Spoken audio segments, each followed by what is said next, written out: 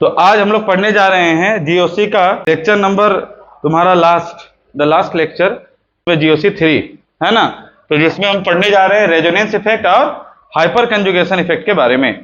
Finally इसके बाद ये क्लियर हो जाएगा कि एक रियल में केमिकल रिएक्शन कैसे ट्रिगर होता है ना। लास्ट क्लासेस में हम लोग क्या पढ़े थे? लास्ट क्लासेस में पढ़े थे बच्चों कि इंडक्टिव इफेक्ट क्या होता है और इलेक्ट्रोमेरिक इफेक्ट क्या होता है। क्लियर है? तो रेजोनेंस इफेक्ट को क्या जानने के लिए पहले एक्चुअली समझना पड़ेगा कि रेजोनेंस होता क्या है ना। तो देखो रेजोनेंस में क्या होता है ना, इलेक्ट्रॉन का कंजुगेशन होता है, डीलोकलाइजेशन होता है। मतलब क्या है कि हमारे कंपाउंड के अंदर इलेक्ट्रॉन मूव कर रहे होते हैं। तो उसी से तो चार इफेक्ट आया था, इंडक्टिव इफेक्ट और इलेक्ट्रोमेरिक इफेक्ट। तो रेजोनेंस में भी इलेक्ट्रॉन मूव कर रहे होते हैं, लेकिन इसके कुछ कंडीशंस है। क्या मतलब है कंडीशंस है? सी, अगर मान करके चलो हम रेजोनेंस इफेक्ट के बारे में बात करेंगे तो कंडीशन क्या है रेजोनेंस इफेक्ट के लिए वो पहले समझते हैं। कब दिखाएगा resonance effect? Conditions of resonance effect.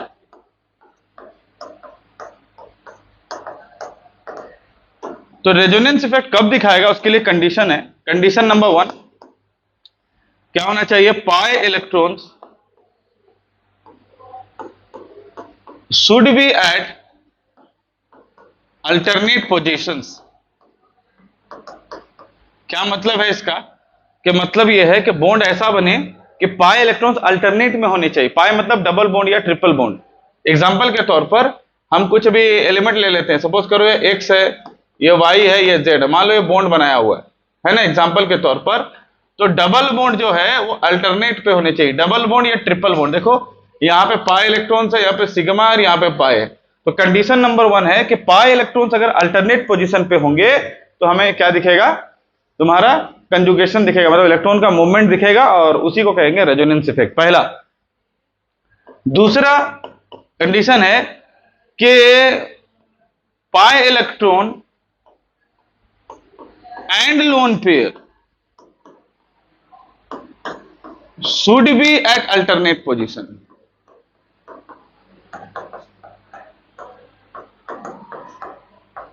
क्या मतलब है इसका?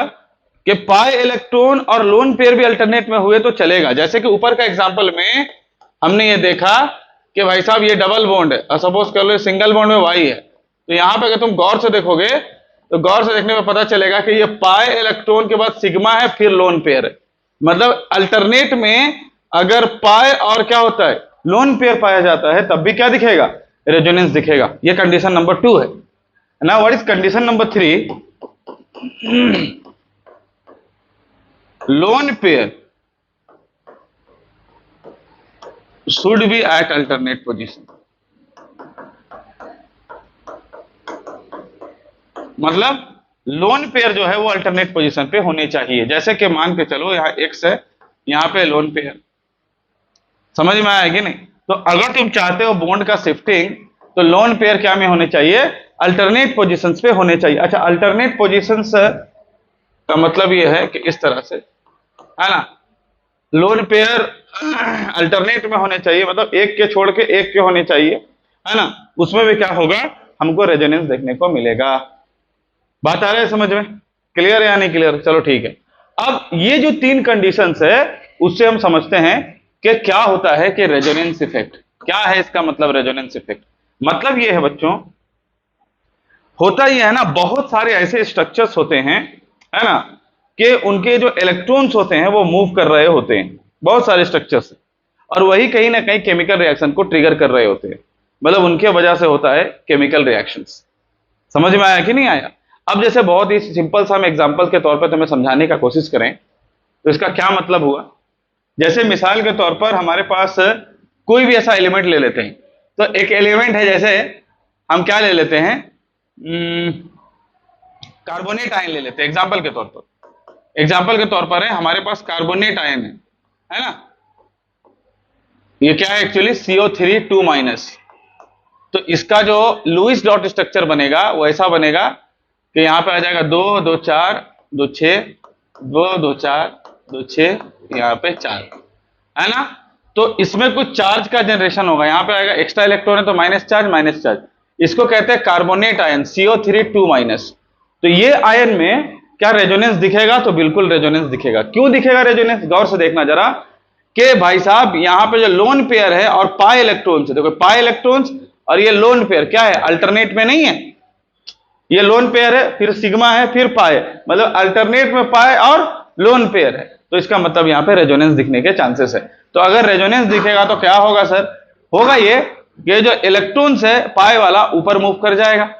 क्यों ऊपर मूव करेगा, नीचे क्यों नहीं मूव करेगा? इलेक्ट्रॉन वहां जाता है जहां पे कंपैरेटिवली ज्यादा इलेक्ट्रोनेगेटिव एलिमेंट लगा हुआ हो। मतलब ये डबल बॉन्ड के इलेक्ट्रॉन का दो रास्ता था, या तो ऑक्सीजन के पास जाता या तो कार्बन के पास जाता। बट वी ऑल नो कि ऑक्सीजन इज, है ना, कंपैरेटिवली वेरी हाई इलेक्ट्रोनेगेटिव, है ना, देन कार्बन। मतलब कार्बन से बहुत ज्यादा इलेक्ट्रोनेगेटिव है कौन, ऑक्सीजन। इसीलिए इलेक्ट्रॉन ऊपर मूव करेगा। लेकिन प्रॉब्लम यह है कि जैसे ही इलेक्ट्रॉन ऊपर मूव करेगा, यहां पे कार्बन का 3 बॉन्ड्स हो जाएगा, जो इलेक्ट्रॉन डेफिशिएंट हो जाएगा कार्बन, यहां पे पॉजिटिवली चार्ज क्रिएट होगा। तो ये जो इलेक्ट्रॉन है अपना इलेक्ट्रॉन यहां देके एक बॉन्ड क्रिएट करेगा। समझ में आया? तो ये कैसा हो जाएगा, ऑक्सीजन यहां पे डबल बॉन्ड आ जाएगा और यहां सिंगल बॉन्ड ऊपर में माइनस, क्योंकि एक्स्ट्रा इलेक्ट्रॉन ऊपर चला गया, माइनस चार्ज। तो यहां पे कार्बन का आ गया था पॉजिटिव, बट ये इलेक्ट्रॉन अपना डोनेट कर दिया। यहां पे पहले ये नेगेटिव चार्ज का इलेक्ट्रॉन था, ये डोनेट कर दिया, ये न्यूट्रल हो गया, ये भी न्यूट्रल हो गया, और यहां पे इस तरह से हो गया। ये पहला मूवमेंट है। दूसरा मूवमेंट तो ये भी हो सकता था, जरा ध्यान देना, कि ये पाई इलेक्ट्रॉन ऊपर जाता और ये मदद करता, ये नहीं करके, क्योंकि ये भी तो अल्टरनेट पोजीशन पे है, ये मदद करता। अगर ये मदद करता तो फिर इसका स्ट्रक्चर देखने को कैसा मिलता बच्चों, ये O होता, C डबल, सॉरी यहां पे सिंगल बॉन्ड O माइनस होता और यहां पे आ जाता है डबल बॉन्ड। समझ आ रहा नहीं आ रहा? इसको कहते हैं रेजोनेटिंग स्ट्रक्चर्स। मतलब कार्बोनेट आयन के ये स्ट्रक्चर्स ऐसे ऐसे ऐसे करके घूमते ही रहते हैं। समझ में आया कि नहीं? तो बहुत सारे ऐसे कंपाउंड होते हैं जिनका स्ट्रक्चर फिक्स नहीं होता, वो रोटेट होते रहता है, चेंज होते रहता है। क्लियर है ना? और ये चीज कहीं ना कहीं चीजों को स्टेबल भी रख सकता है और रिएक्ट भी करवा सकता है। क्या मतलब इसका, चलो और भी आगे समझते हैं। जैसे मान करके चलो ये एक था। दूसरा, अगर तुमने देखा होगा कि कभी सोचे हो कि एसिटिक एसिड को एसिड क्यों कहते हैं, पहले वो चीज थोड़ा समझ लेते हैं। मतलब क्या है, ये एसिड कैसे हुआ? यहां पे जैसे कि इथेनॉल तो एसिड नहीं है। अगर तुमने देखा होगा कि इथेनॉल एक एसिड नहीं है, तुमने क्लास 10 में पढ़ रखा होगा। इथेनॉल एसिड नहीं का क्या मतलब है? मतलब यह है कि भाई साहब इथेनॉल जब इसका बॉन्ड ब्रेक करके H+ आयन नहीं तोड़ सकता, क्योंकि बहुत स्ट्रॉन्ग बॉन्ड होता है इन दोनों के बीच में, ये टूटता नहीं है। जब तक देखो बॉन्ड जब तक वीक नहीं होगा तो टूटेगा नहीं। अगर इथेनॉल का O और H के बीच का बॉन्ड अगर वीक नहीं है तो टूटेगा क्यों? ये बहुत स्ट्रॉन्ग होता है, ये टूटता नहीं है। मतलब अगर ये टूटता तो ना यहां पे होता O- और H+, होता कि नहीं? और अगर इथेनॉल H+ आयन पानी में रिलीज करता, वाटर में, तो बोलते हैं कि इथेनॉल एक एसिड है। जबकि लिटमस पेपर को ये चेंज नहीं कर सकता, हम क्लास 10 में पढ़ रखे हैं, है कि नहीं? तो इसका मतलब ये है भाई ये एसिड नहीं है। इसका मतलब क्या ये H+ तोड़ नहीं सकता? क्या तोड़ सकता है, पर क्या प्रॉब्लम है कि ये एसिड नहीं है। अगर मान लो किसी हिसाब से हमने H+ निकाल भी दिया, तो क्या मतलब है इसका कि एसिड नहीं होगा? वो इसलिए क्योंकि ये जो O- है वापस से इसको अटैक कर लेगा। ये O- जो निकला है वो H+ को वापस से अटैक करके बोलेगा आ जाओ मेरे पास। समझ में आया कि नहीं? इसका मतलब यह है कि H+ वापस से आ जाएगा और H+ स्टेबल पानी में रुकेगा नहीं।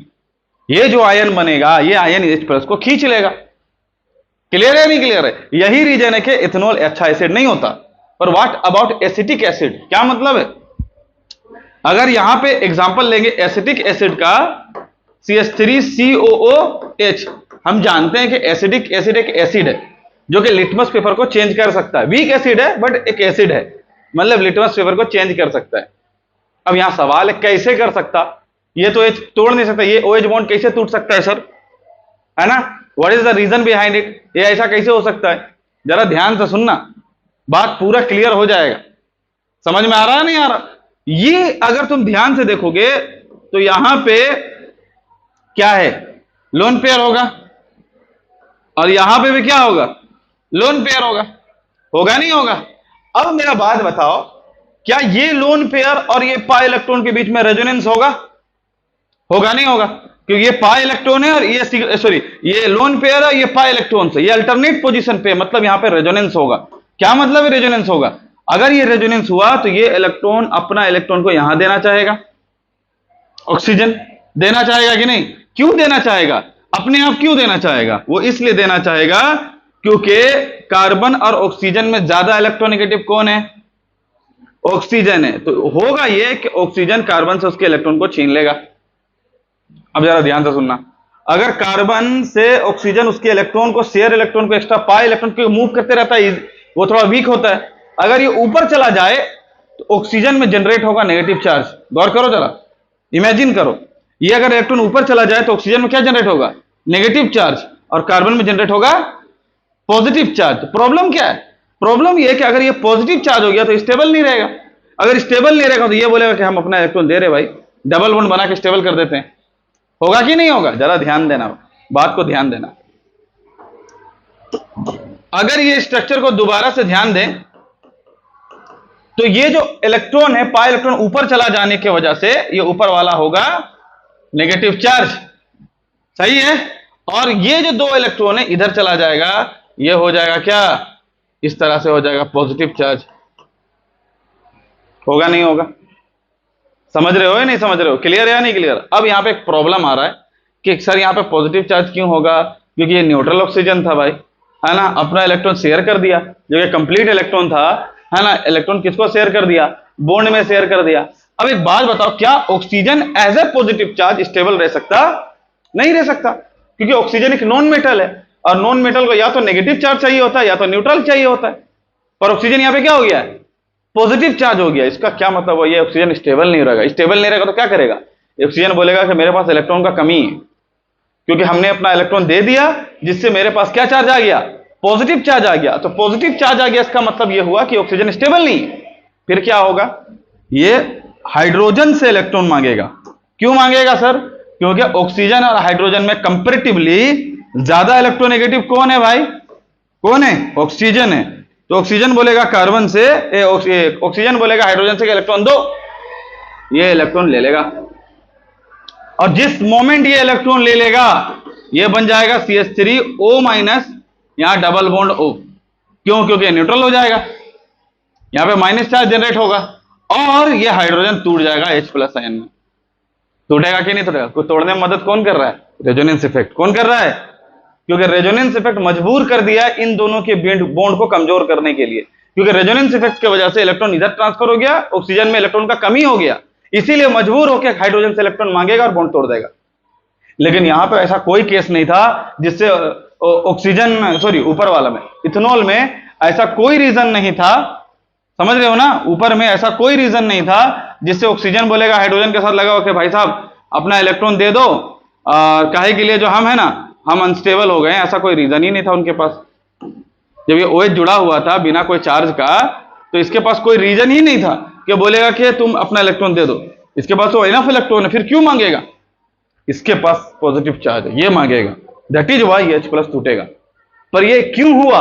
Due to resonance effect. इसीलिए रेजोनेंस इफेक्ट भी इंपॉर्टेंट है।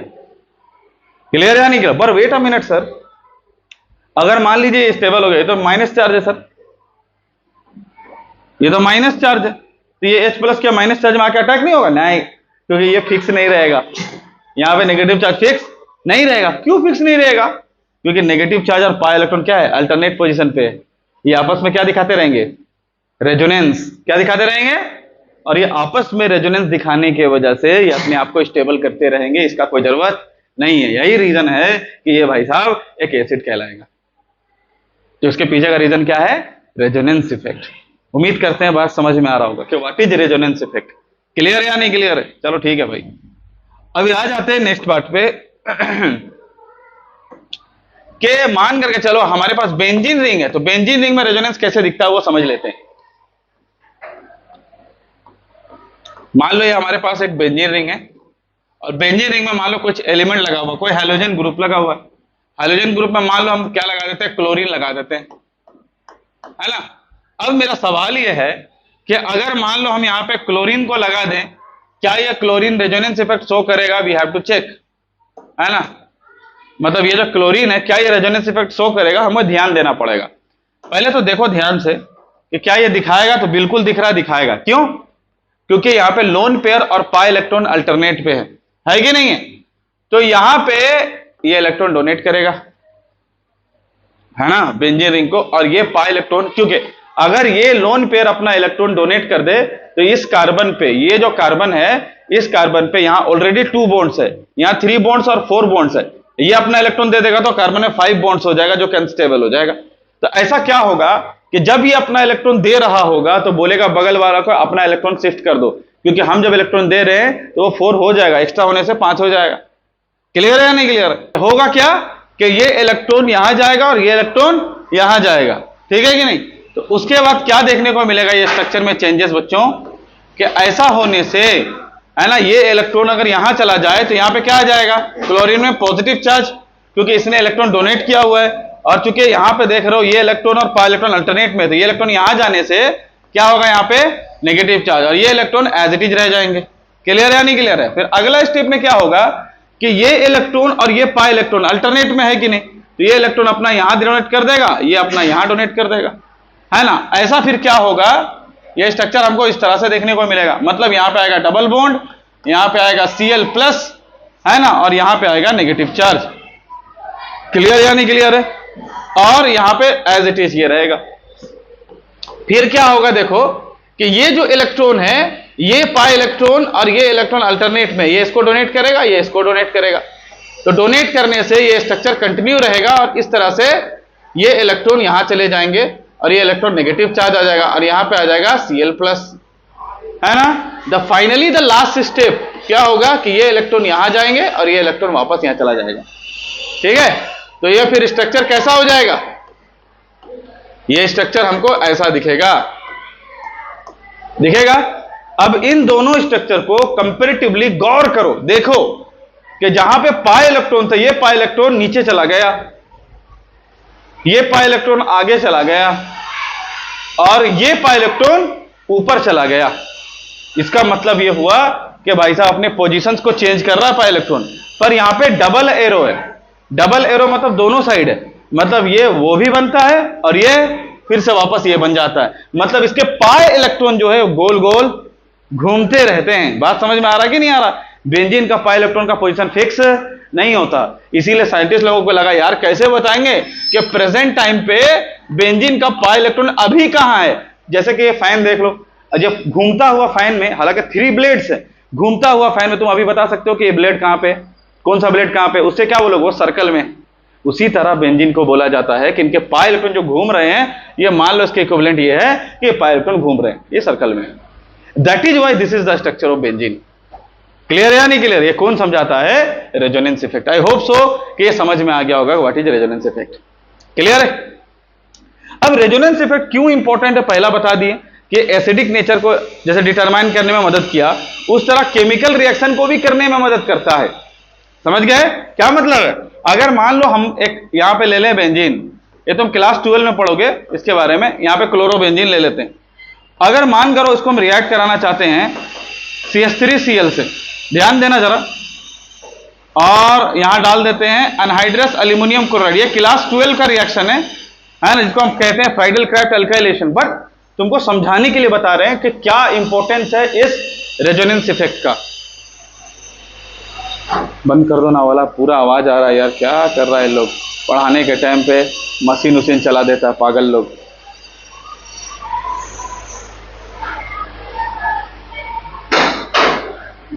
खरा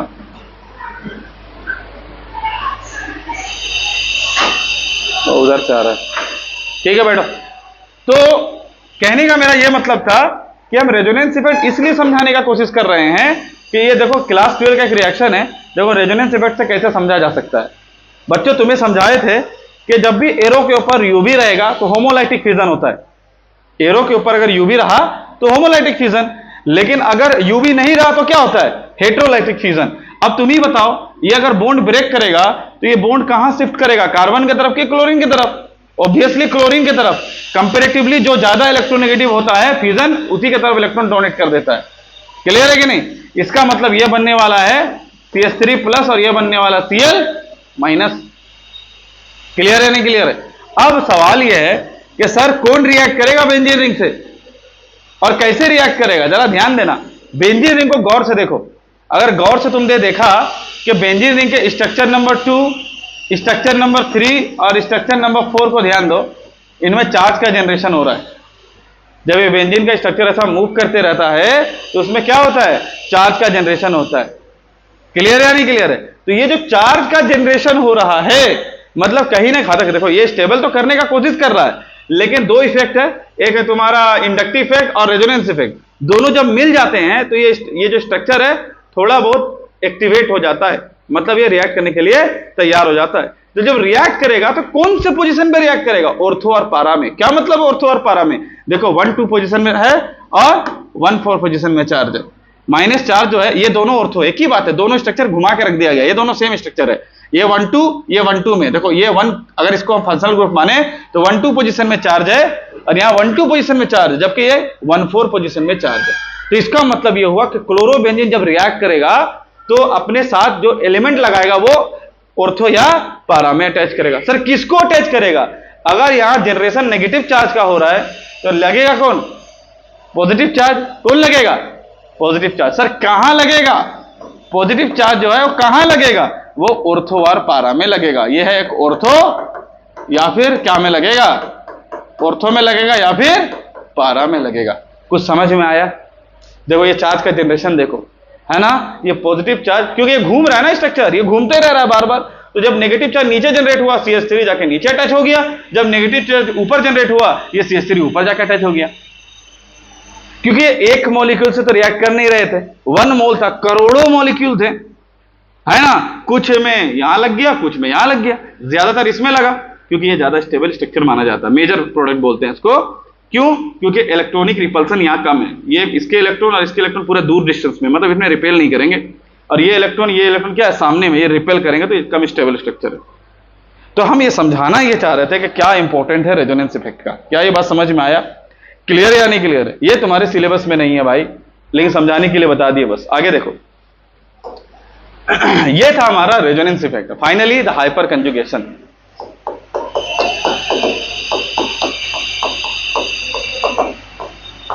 हाइपर कंजुगेशन इफेक्ट एक्चुअली होता क्या है ये बताता है ना। It gives the stability of carbocation. देखना यहां ऑफ नहीं होना चाहिए, हाँ ध्यान देना, चार्ज नहीं है मेरा। हाइपर कंजुगेशन इफेक्ट क्या है?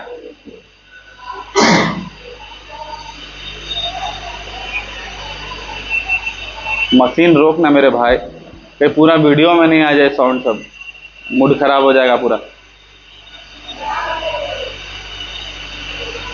छोड़ो तो। हाइपर कंजुगेशन इफेक्ट क्या है कि ये कहीं ना कहीं क्या बताता है, कार्बोकैटायन का स्टेबिलिटी बताता है। अब सवाल ये है कि बच्चों कार्बोकैटायन कहते हैं किसको है? What is carbocation? कार्बोकैटायन कहते हैं carbon having the positive charge, जो कार्बन का पॉजिटिव चार्ज हो जाए। जैसे एग्जांपल के तौर पर हमारे पास ना मीथेन है ना। अब मीथेन से एक हाइड्रोजन अगर रिमूव हो गया तो क्या होगा? मीथेन से अगर एक हाइड्रोजन रिमूव हो गया तो कार्बन में क्या आ जाएगा? पॉजिटिव चार्ज आ जाएगा। सर कैसे आएगा सर? देखो यहां ध्यान से देखो भाई, ध्यान से देखो, एक हाइड्रोजन हट गया तो कार्बन और हाइड्रोजन में कंपैरेटिवली कार्बन अच्छा नॉन मेटल, पर दोनों का लगभग पावर सेम है, फिर भी यहां पे कार्बन इलेक्ट्रॉन ले जाएगा, ये टूटेगा, सॉरी ये हाइड्रोजन इलेक्ट्रॉन ले जाएगा। अगर मिसाल के तौर पर बता रहे हैं, जनरली ऐसा नहीं होता, लेकिन अगर हाइड्रोजन इलेक्ट्रॉन ले गया तो क्या हो जाएगा? ये पॉजिटिव चार्ज हो जाएगा। इसको कार्बोकैटायन कहते हैं, carbon having the positive charge. अब जरा ध्यान दो, कार्बोकैटायन के भी 3 टाइप्स है ना। टाइप्स ऑफ कार्बोकैटायन क्या है? एक होता है 1 डिग्री, एक 2 डिग्री और एक 3 डिग्री। 3 टाइप्स के कार्बोकैटायन होते हैं, 1 degree carbocation, 2 degree and 3 degree. What is 1 degree carbocation? Example के तौर पर हम यहां पे एक कार्बोकैटायन ले लिए, ये कैसा होगा? 1 डिग्री होगा। सर कैसे पता चलेगा 1 डिग्री है? ध्यान देना, कार्बोकैटायन के जस्ट बगल में देखना कि कार्बन वाला बॉन्ड कितना है, मतलब कार्बन वाला अल्काइल ग्रुप कितना लगा। याद रहे, ये मत देखना कि कार्बोकैटायन में कितने टोटल बॉन्ड्स, देखो हाइड्रोजन का 2 बॉन्ड्स, उसे नहीं गिनते, हाइड्रोजन के बॉन्ड को काउंट नहीं करना है। कार्बन कार्बन के बीच में बॉन्ड कितना उसे काउंट करना है, या फिर सिंपल भाषा में अल्काइल कितना है। तो अगर तुम देखोगे 1 है तो इसको हम कहेंगे क्या? 1 डिग्री कार्बोकैटायन। क्या कहेंगे? 1 डिग्री कार्बोकैटायन। अब 1 डिग्री कार्बोकैटायन का स्टेबिलिटी का अगर बात किया जाए तो 1 डिग्री कार्बोकैटायन में होता ही है बच्चों कि अगर इस स्ट्रक्चर को थोड़ा ओपन कर लें, इस तरह से लिख लें, इस तरह से स्ट्रक्चर को लिख लें, तो 1 डिग्री कार्बोकैटायन के जस्ट बगल वाला कार्बन को अल्फा कार्बन कहते हैं। क्या कहते हैं? Alpha carbon. पहले समझ लो, सपोज करो तुम्हारे पास कुछ कार्बन है, यहां पे लिख देते हैं, है ना। सपोज करो तुम्हारे कार्बन के कुछ चेन है, तो यहां पे अगर कार्बोकैटायन, तो उसके जस्ट बगल वाले को अल्फा, उसके जस्ट बगल वाले को बीटा, उसके जस्ट बगल वाले को गामा कहेंगे। याद रखना भाई, अगर यहां है तो यहां पर भी अल्फा से स्टार्ट होगा, यहां भी बीटा से, फिर यहां पर भी गामा से स्टार्ट होगा, है ना। जस्ट बगल वाले अल्फा होते हैं, चाहे यहां से लगे चाहे वहां से लगे। क्लियर है या नहीं क्लियर है? अब जरा ध्यान देना कि ये जो स्ट्रक्चर तुम देख रहे हो, है ना, इस स्ट्रक्चर को स्टेबल कौन कर रहा है? Alpha hydrogen.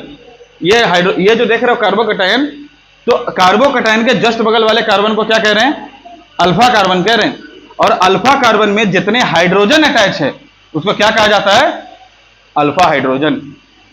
अच्छा, अगर तुम ध्यान से देखोगे अल्फा हाइड्रोजन को, तो बच्चों ये कार्बोकैटायन, चूंकि इसमें कार्बन के पास 3 बॉन्ड्स है, हाइड्रोजन का 2 और कार्बन का 1, टोटल 3 बॉन्ड्स है, इसका मतलब स्टेबल नहीं है। इन तीनों में से एक हाइड्रोजन क्या करेगा? अपना बॉन्ड डोनेट कर देगा। अगर ये अपना बॉन्ड डोनेट कर दिया तो यहां पे क्या होगा? कार्बन बॉन्ड टूट जाएगा, H+ आयन हो जाएगा, और यहां पे डबल बॉन्ड हो जाएगा, और ये कार्बोकैटायन स्टेबल हो जाएगा। गौर कर रहे हो जरा, देखो जरा, 2 2 4 लकड़ी हो गया कि नहीं स्टेबल? मतलब कार्बोकैटायन को स्टेबल कौन करता है? Alpha hydrogen. अल्फा हाइड्रोजन मतलब अल्फा कार्बन में जो हाइड्रोजन लगे हैं उनको अल्फा हाइड्रोजन कहते हैं। ठीक है। उसी तरह से अगर हम आगे देखेंगे तो, या फिर ये भी हो सकता था, जरूरी नहीं ये होता, हो सकता था कि ये हाइड्रोजन डोनेट कर देता, ऊपर वाला डोनेट नहीं करके कौन कर देता? नीचे वाला कर देता। तो नीचे वाला कर देता तो ये किस तरह से स्ट्रक्चर बनता रे?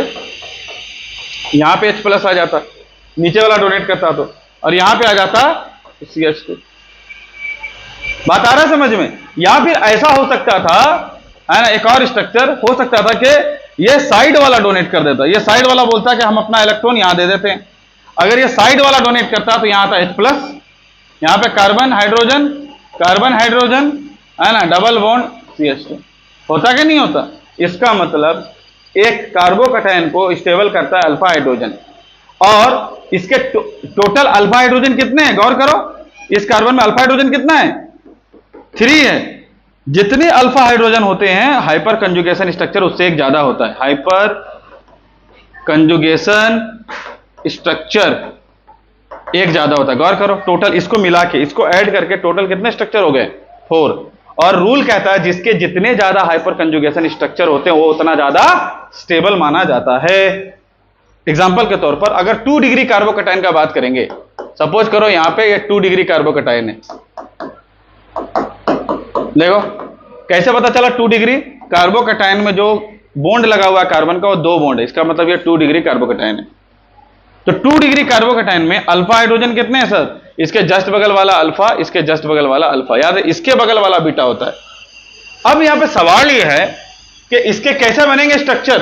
कितने स्ट्रक्चर बनेंगे? बहुत सारे बनेंगे। अगर इसको तुम खोल दोगे इस तरह से, है ना, जिसको एक बार दिखा रहे उसको खोल रहे हैं, है ना, यहां पे ऐसा कर दो, कोई दिक्कत नहीं, एक ही बात है। ये बॉन्ड यहां भी चल जाएगा तो एक ही बात है, कोई दिक्कत वाली बात नहीं। अब ये स्ट्रक्चर को ध्यान देना, इसका अल्फा हाइड्रोजन ये भी है और ये भी है। फिलहाल के लिए मान के चल रहे हैं कि ये अल्फा हाइड्रोजन डोनेट किया। अगर ये हाइड्रोजन डोनेट किया तो यहां पे क्या होगा? ऐसा बनेगा कुछ, यहां पे H+ बनेगा, यहां डबल बॉन्ड आ जाएगा, यहां CH सिंगल बॉन्ड CH3 होगा कि नहीं होगा? इसके अलावा ये स्ट्रक्चर फिर कैसे रोटेट कर सकता है कि अगर ये हाइड्रोजन ना होकर ये बगल वाला हाइड्रोजन हो जाए तो यहां पे आ जाएगा H+, ये आ जाएगा H, ये हो जाएगा H, ये हो जाएगा, फिर क्या हो जाएगा रे? वो जो साइड वाला डोनेट किया, यहाँ CH2 हो जाएगा, यहाँ सॉरी CH होगा, यहाँ CH3 हो जाएगा। अगर वो डोनेट नहीं करके नीचे वाला डोनेट कर दिया होता तो नीचे वाला डोनेट करने से कैसा होता? HCH होता, और नीचे में यहाँ पे H+ होता, और यहाँ पे क्या होता? डबल बॉन्ड, है ना, CH+ क्या होता है? CH3। वेट अ मिनट, इनका तो काम हो गया। अगर ये डोनेट नहीं करके ये लोग डोनेट कर रहे होते तो एक काम करेंगे, इसके स्ट्रक्चर को छोटा कर देंगे ऐसा, और मान करके चलते हैं कि ये डोनेट कर रहे हैं। ठीक है, मान लो इसका नीचे वाला हाइड्रोजन डोनेट किया, तो नीचे वाला हाइड्रोजन डोनेट किया तो H+ हो जाएगा, यहां पे हो जाएगा चार्ज, और यहां से चार्ज हट जाएगा, यहां से चार्ज हट जाएगा। समझ आ रहा है कि नहीं आ रहा? उसी तरह से अगर आगे के स्ट्रक्चर देखेंगे, हो सकता है कि अब ये डोनेट कर दे, ये बगल वाला ये डोनेट कर देगा, तो क्या हो जाएगा CH3 CH double bond CH, और यहाँ पे H होगा और यहाँ पे आएगा H+। फिर मान करके चलो कि ये साइड वाला भी कर दिया। कौन कौन डोनेट कर दिया? मान कर चलते पहले नीचे वाला कर दिया, फिर ये साइड वाला, चलो अब ऊपर वाला साइड वाला कर दे डोनेट, सॉरी ऊपर वाला कर दे। तो ऊपर वाला का डोनेट कर दिया तो ये H+ आयन होगा। तो टोटल जो हाइपर कंजुगेशन स्ट्रक्चर बन रहे हैं, कितने बन रहे हैं? 1 2 3 4 5 6 7। क्यों? क्योंकि टोटल अल्फा हाइड्रोजन 6 है कि ना? जितना अल्फा हाइड्रोजन होता है हाइपर कंजुगेशन है ना, क्या बोलते हैं, स्ट्रक्चर जो होता है वो कितना होता है? उससे एक ज्यादा होता है। क्लियर है नहीं क्लियर है? तो जिसका जितना ज्यादा हाइपर कंजुगेशन स्ट्रक्चर होता है वो उतना ज्यादा स्टेबल कार्बोकैटायन माना जाता है। क्या मतलब हुआ इसका? इसका मतलब ये हुआ कि अगर 3 डिग्री कार्बोकैटायन को देखेंगे, 3 डिग्री कार्बोकैटायन को देखेंगे, ये है 3 डिग्री कार्बोकैटायन। कार्बोकैटायन में 3 बॉन्ड, ये अल्फा ये अल्फा ये अल्फा, मतलब कितना अल्फा हाइड्रोजन है? 9। हाइपर कंजुगेशन स्ट्रक्चर कितना बनने वाला है? 10। सबसे ज्यादा स्टेबल कौन हुआ? 3 डिग्री कार्बोकैटायन। तो इसीलिए बच्चों स्टेबिलिटी कहता है कार्बोकैटायन का, स्टेबिलिटी ऑफ कार्बोकैटायन क्या कहता है? सबसे ज्यादा स्टेबल 3 डिग्री होगा, फिर 2 डिग्री, फिर 1 डिग्री कार्बोकैटायन होगा। बात समझ में आ रहा कि नहीं आ रहा है कि नहीं? तो बच्चों ये एक तरह का हाइपर कंजुगेशन का इफेक्ट का काम कहां पे है सर? कहां पे काम है? एग्जांपल के तौर पर जरा ध्यान देना, हम तुम्हें सिखाए थे इलेक्ट्रोमेरिक इफेक्ट, समझाए थे कि नहीं? एक केमिकल, ये तुम्हारे अभी सिलेबस में आगे है, हम आगे पढ़ेंगे, हमारा 2nd चैप्टर हाइड्रोकार्बन में, लेकिन अभी फिलहाल समझाने के लिए बता रहे हैं what is the importance of hyperconjugation structure. See, मान करके चलो तुम्हारे पास ना इस तरह का स्ट्रक्चर है ना, तुम यहां पर रिएक्ट कराना चाहते हो HBr से। किससे रिएक्ट कराना चाहते हो? HBr से। अब ये चूंकि पाई इलेक्ट्रॉन्स है और पाई इलेक्ट्रॉन्स और एक्सटर्नल एजेंट होता है, तो क्या इफेक्ट दिखाता है? Electromeric effect. क्या दिखाता है? मतलब पाई इलेक्ट्रॉन शिफ्ट करेगा। सवाल यह है कि पाई इलेक्ट्रॉन कहां शिफ्ट करेगा? ये राइट की तरफ शिफ्ट करेगा कि लेफ्ट की तरफ शिफ्ट करेगा? ये बड़ा मसला है, क्योंकि दोनों तो कार्बन ही है। थोड़ा ध्यान देना, ये व्हाइट एरो को देखो, अगर ये लेफ्ट की तरफ शिफ्ट किया, ये कार्बन नेगेटिव चार्ज हो जाएगा और ये कार्बन क्या हो जाएगा? Positive charge. अगर लेफ्ट की तरफ शिफ्ट किया, केस 1 के अगर मान करके चलो ये हम व्हाइट वाले के बात माने, तो यहां नेगेटिव चार्ज आएगा सिंगल बॉन्ड और यहां पे क्या आएगा? Positive charge. तो ये कैसा कार्बोकैटायन बना जी? 1 डिग्री। कैसा बना? अरे भाई कार्बोकैटायन के जस्ट बगल में एक ही तो बॉन्ड है, ये 1 डिग्री कार्बोकैटायन बना। लेकिन अगर मान करके चलो ये इलेक्ट्रॉन इसका एरो का बात माने, ऑरेंज एरो का बात माने, है ना, ऑरेंज एरो के अकॉर्डिंगली अगर बात मानेंगे तो यहां पे बीच में आ जाएगा पॉजिटिव चार्ज और उधर चले जाने से यहां सिंगल बॉन्ड हो जाएगा, यहां CH2 नेगेटिव चार्ज। ये जो कार्बोकैटायन बना है ये कितना डिग्री है? 2 डिग्री है। क्यों? क्योंकि 3 अल्फा हाइड्रोजन, देखो यहां पे अल्फा अल्फा, कितना अल्फा है इसके पास? 5 अल्फा है, और इसके पास कितना अल्फा है? सिर्फ 1 अल्फा है, ये तो बीटा हो गया। इसका मतलब दोनों में से ज्यादा स्टेबल स्ट्रक्चर कौन है? 2 डिग्री। इसका मतलब ये बनना चाहेगा, ये कार्बोकैटायन बनना चाहेगा। क्या मतलब है इसका? मतलब ये जब ये टूटेगा H+ और Br-, तो भाई साहब Br- यहां लगना नहीं चाहेगा, Br- मिडिल में लगना चाहेगा। ये कौन बताया? The hyper conjugation effect. बात को समझ में आया कि नहीं आया? हम बोले हर केमिस्ट्री के सारे रिएक्शन लॉजिकल है, केमिस्ट्री रटने का चीज नहीं है। इसी के साथ हमारा केमिस्ट्री का बेसिक्स खत्म होता है कि how a chemical reaction trigger, पर रियली में केमिकल रिएक्शन कैसे होते हैं, तो उसको जानने के लिए हमें और आगे पढ़ना पड़ेगा। That's all, thank you.